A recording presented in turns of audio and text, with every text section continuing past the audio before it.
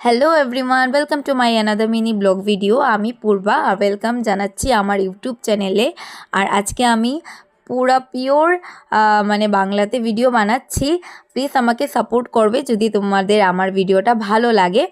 আর আমি আর মা আজকে যাব আমার খুবই ছোটোবেলার বন্ধুর বাড়িতে। একটা নিমন্ত্রণ আছে আজকে, ওর বাড়িতে একটা ছোটো মোটো অনুষ্ঠান আছে। আর কি অনুষ্ঠান পুরো ভিডিওটা দেখবে, কিন্তু স্কিপ করবে না। আর এখানে নিয়ে নিয়েছে ওর জন্য একটা ছোট্ট মোট্ট উপহার।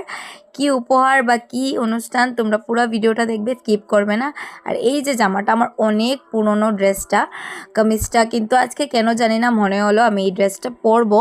তো এই ড্রেসটা পরে আমাকে কীরকম লাগছে কমেন্টে জানাবে। আর ঠিক বার হওয়ার টাইমে দেখছি কি মিহিদানাওয়ালা কাকু এসে গেছে। তো আমি ওনার কাছ থেকে সব সময়ই রাখি, আমার অনেক ভালো লাগে। কাকুকে বললাম হাই করে দাও, ভিডিও বানাচ্ছি। কাকু অনেক সুন্দর মিষ্টি স্মাইল করে হাই বললো। এই যেগুলো রেখে এখন আমি আর মা চলে গেছি অটোতে। অটো দিয়ে যাব, কারণ কি দুপুরের সময় তো হেঁটে যাওয়া যায়। আর আস্তে আস্তে অনেকটা লেট হয়ে গেছে, দেখছি কি অনুষ্ঠান শুরু হয়ে গেছে। ওর আজকে ছিল বেবি শাওয়ার।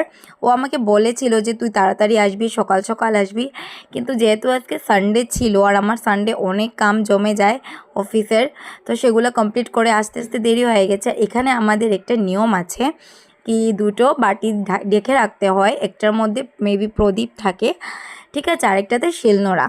তো যেটা ও ফার্স্টে তুলবে ওইটার উপরেই ডিপেন্ড করে যে ছেলে হবে না মেয়ে হবে। এই নিয়মটা কি তোমাদের আছে কমেন্টে জানাবে। আর দেখো ও কি উঠায়, চলো দেখা যাক। গেস করো তোমরা ও কি উঠাতে পারে। ও ও উঠিয়েছে প্রদীপ। প্রদীপ তার মানে তো মেয়েই হবে।